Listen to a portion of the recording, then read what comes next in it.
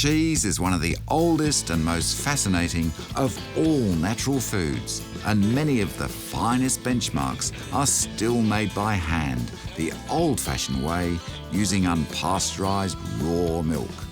The reason for their enduring reputation is undoubtedly flavour. You only have to taste them to know they're really different to modern industrial cheese.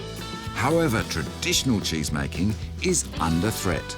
So I'm on a mission to share this extraordinary world of dedicated and passionate farmers, cheesemakers and mongers with my daughter Ellie, before it's all gone.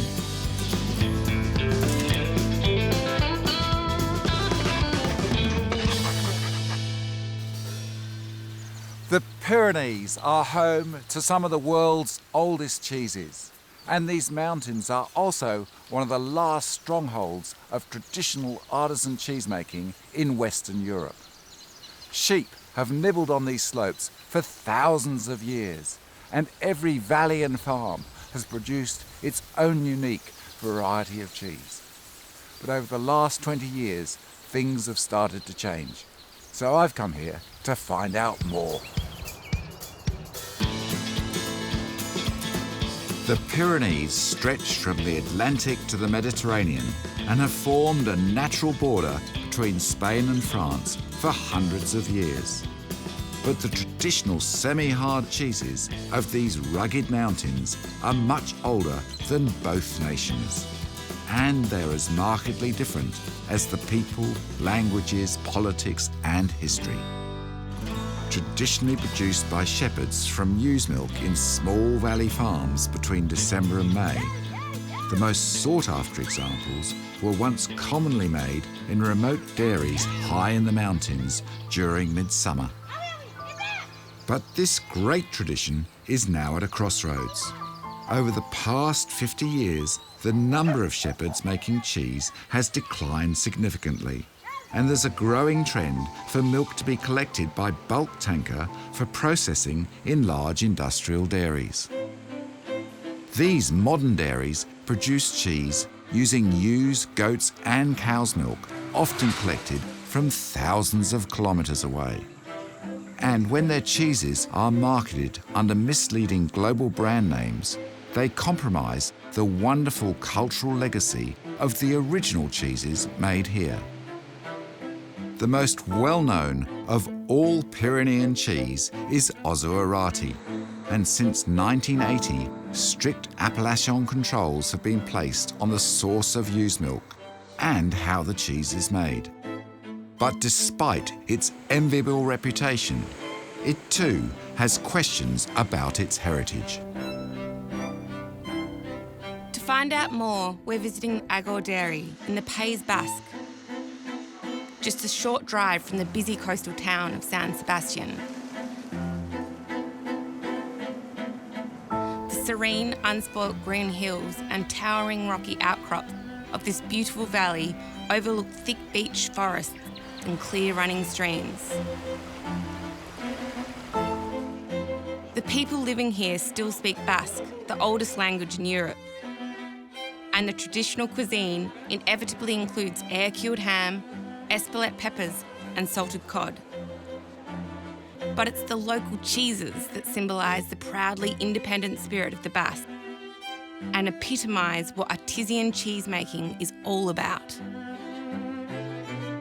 The Basque cheese is very an emblematic product of Basque countryside and Basque farms. Each valley had its own cheese, and probably each farm in each valley has its specificities. The shape of the cheese was very adapted to the quantity of milk they could make, and very often small cheeses, less than 2 kilos. We found some very old molds where they could make 400 gram cheeses, very small cheeses, because they couldn't waste the milk, and so they had to take profit of it as much as they could. So the way of making cheese, as well as the way of feeding the animals and the specificity of each valley, was giving specific taste to the cheeses. Peio's family have been involved in making used milk cheese in the Basque Country for generations. And since I visited a decade ago, their Iraty has won many awards, including the prestigious title of World's Best Cheese. In addition to the original dairy established by Peio's father to make Iraty, the family have now completed a new sustainable dairy, specifically to support local Basque cheese in the valley and develop a range of exciting new, local, raw ewe's milk cheeses. One of our goals with this dairy also is to propose to some shepherds to restart to go earlier in the mountain at spring, to continue to milk the sheep there and to collect this milk and to transform it specifically in this dairy. We make mainly sheep's milk cheeses, but also a little bit of cow milk, organic cheeses as well. It's really the dairy where we can make tailor-made cheeses for all our different type of clients. We are every day trying new recipes, new ways of tasting and creating a cheese. We arrived just as the moulding had begun for a new cheese called Bicora, the first lactic cheese produced in the Basque region. Lactic cheese means that the reneting time is very long. That gives you a very fine texture to the cheese, and that makes also that the cheese has a very nice taste very rapidly. So it's really, does not exist, even in the French market, lactic sheep's milk cheeses. This is the only one. We make small quantities, 100 liters, 150 liters. So each cheese, you can have some differences of taste between the first molded cheeses and the last ones, but that's part of the artisanal way of making it. You see the curd is less structured than... Very fine. Yeah, very fine. You want to try? Yeah, sure. It's sweet. Ooh, really sweet. Like yogurt. Yeah. Wow. Tastes like yogurt, huh? Yogurt? Yeah, Sweet. it's curd. That's good. Yeah. Beautiful. But you feel the acidity. Yeah. Really. As well as his modern lactic ewe's milk cheese, Peio has been experimenting with other cheese styles. Next, he took us on a tour through the maturation rooms so we could try some of these new creations. When we go down to the south of the Pyrenees, you'll see this type of cheese, but made with cow's milk or goat's milk. This has been forgotten. Lost. You're Lost bringing in it back. time. Iraty was recognised under the French appellation system, which controls where and how a cheese is made, in 1980.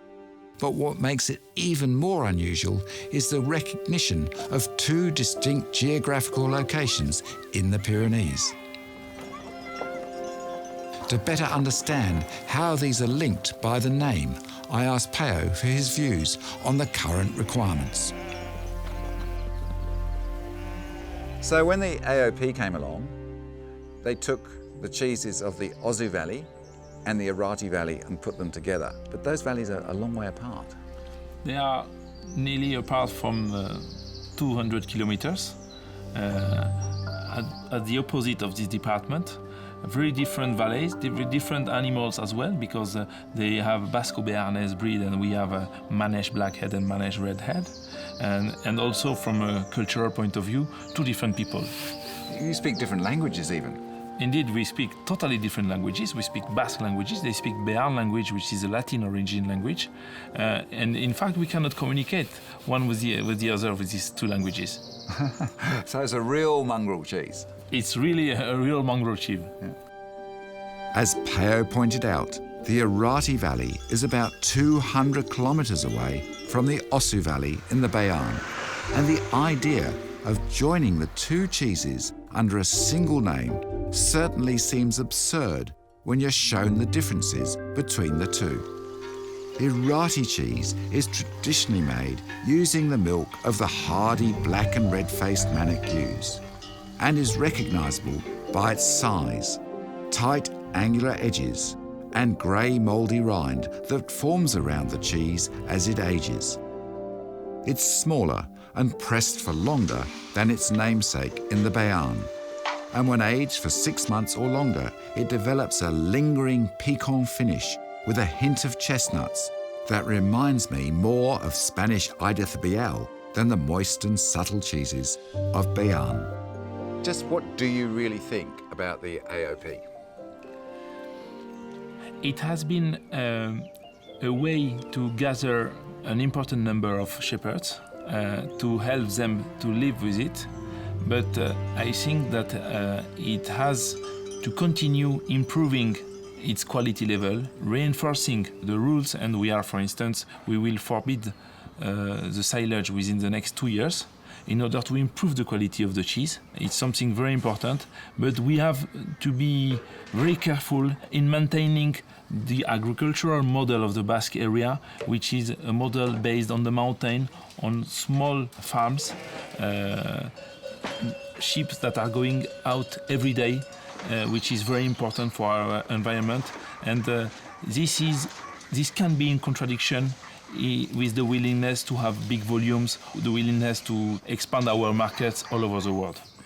Isn't there a risk with the AOP of losing your Basque identity? There is a risk, indeed, but the favorable point in the Osso Iraty is that 90% of the Osso Iraty is made in the Basque area, in fact. So, fortunately for us, I think we can be able to manage our development. Are you not tempted to just go for an Iraty Valley AOC? That would be a dream, but it is something very hard to change because it's European regulation, French state regulation. I don't want either to lose too much time in too long fights without the security to win them. In contrast to the Basque, the ewe's milk cheeses of the Osso Valley in Béarn are traditionally made by shepherds with milk from both Béarnese and Manach breed ewes. And there's also a tradition of making similar cheeses using cow's milk. To find out more about the differences, Ellie and I caught up with my old friend Dominque Bouchait, who highlights many varieties of local shepherd's cheese in his fleet of mobile cheese vans at village markets across the Pyrenees. Bonjour, Ellie. C'est ma fille, Ellie. Okay, merci. He explained that the traditional cheeses of the Osso Valley are much larger in size than those from the Iraty Valley, and they are easily recognisable by their rounded edge and pale golden rind lightly speckled with mould. They are not pressed as hard as Iraty, and after aging for 4 to 6 months, their moist, supple texture develops tiny fissures and rich savoury flavours that depend very much on the season. Dominque is passionate about supporting local farmers and offered to take us to visit one of the few Béarn shepherds still making traditional ewe's milk cheese on the farm.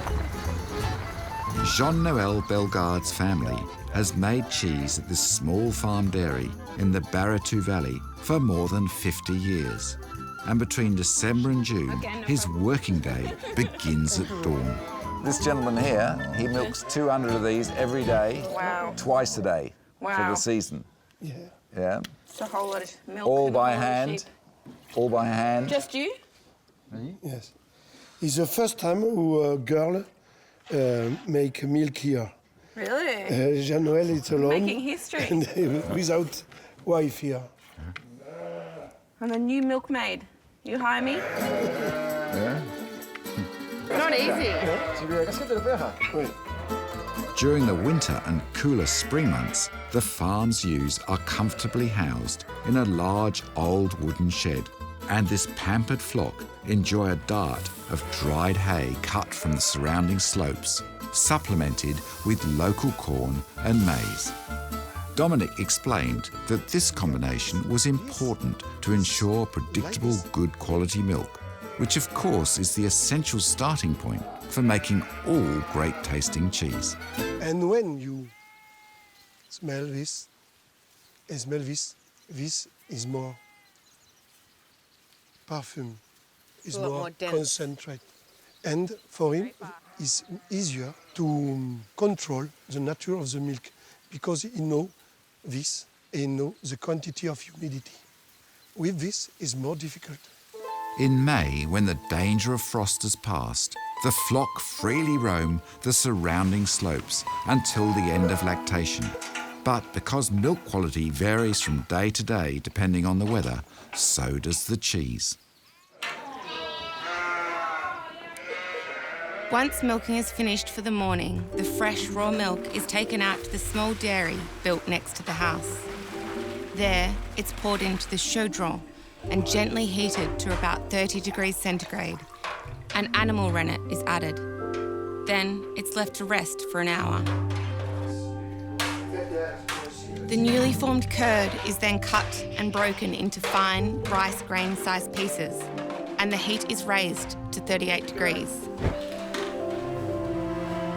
This is Pyrenean farmhouse cheese making at its best. It's very rare to see this. Dominique, tell us what's happening. I want to say it's very old traditional to make this, the cheese of Pyrenees like this. It's only 100 or 200 cheese each year.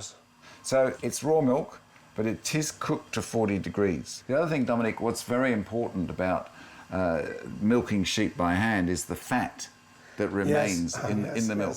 With sheep milk, we need only 4 liters for make 1 kilo of cheese.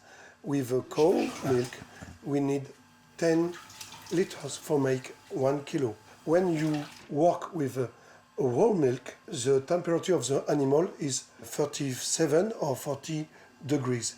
And during the fabrication, you keep this temperature. And when you keep this temperature, you make better cheese. During the winter, it's more cold, and we make cheese. The humidity keep in the cheese. And when I sell cheese for customer, the cheese is more soft because the humidity is keep in the cheese. During summer, outside, the temperature is good, and the cheese of this period is more dry, and we can keep the cheese more long time during 1 year. After resting for 30 minutes, the curds are carefully gathered from the bottom of the vat by hand and rolled into a large ball. This is then cut and hand-pressed into perforated cheese moulds to shape the curd and help drain off the whey. Drainage is assisted by piercing with long twigs. And when the cheeses are flipped an hour or so later, Jean-Noël adds his brand, using local twigs to mark the top. The young cheeses are then lightly pressed under weights overnight. The following morning, they're removed from the moulds and transferred to a tiny underground maturation cave where each cheese is generously hand-rubbed with salt and turned regularly over the following 4 to 5 days. Unlike their Basque cousins, these cheeses are rubbed with a brine-soaked cloth on a regular basis to prevent mould from forming on the rind as they ripen on the wooden shelves. Dominique collects the cheeses after they've been matured for 2 to 3 months and seemed pleased when Ellie and I offered to help load his truck. This is incredible. This is the bi-weekly pickup. This farmer makes 5 tons of cheese a year for 6 months. Incredible. Very nice cheese.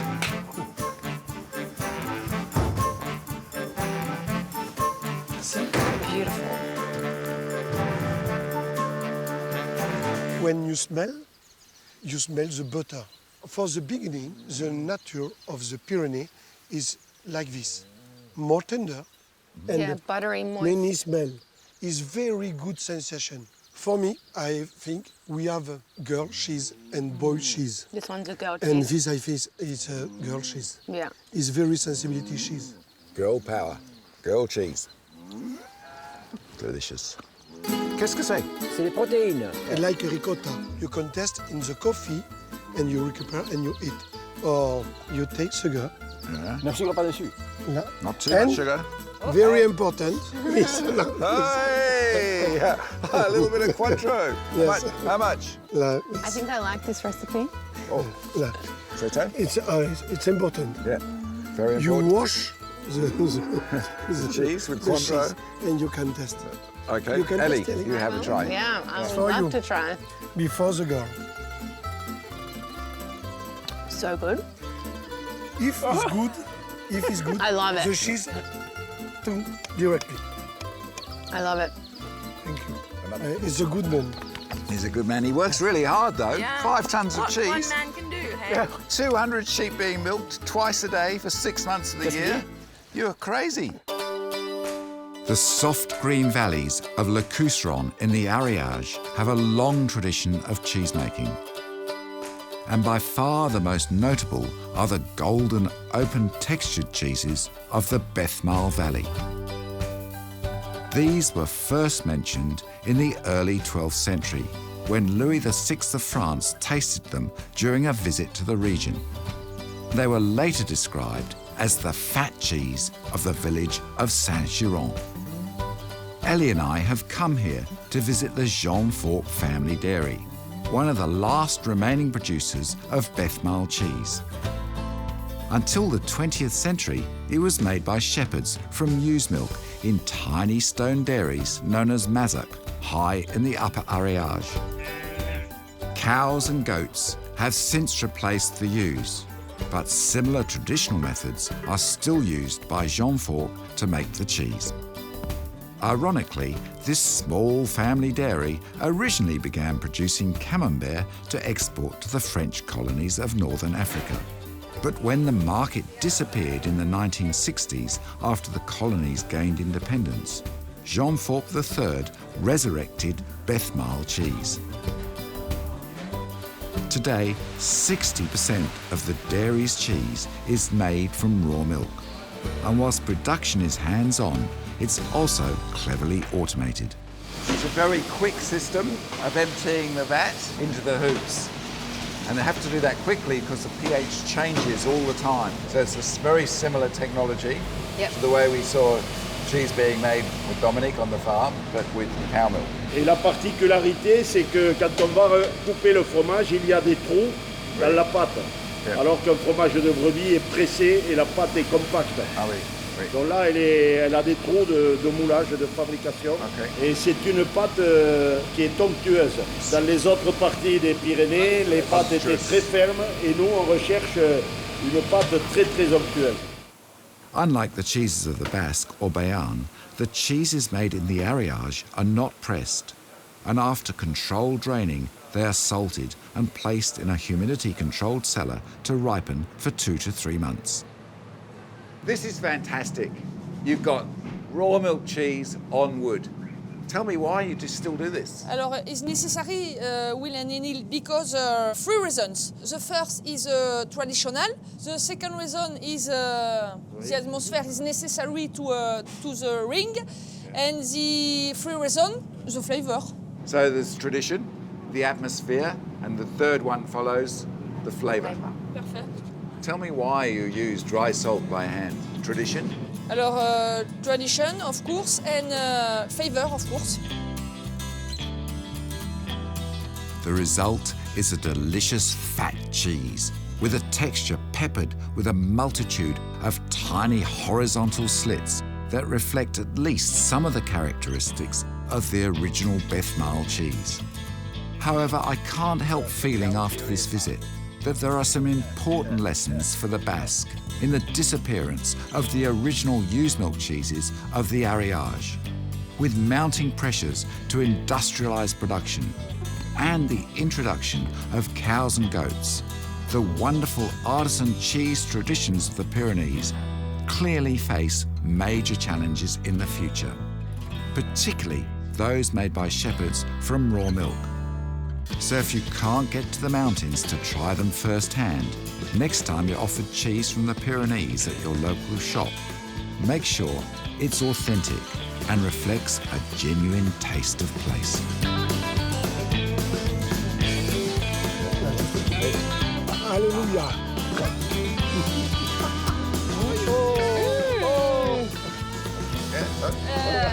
Hélène, Will.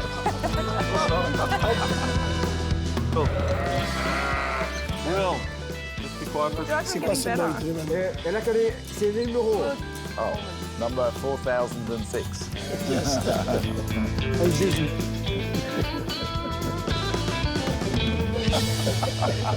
Beautiful.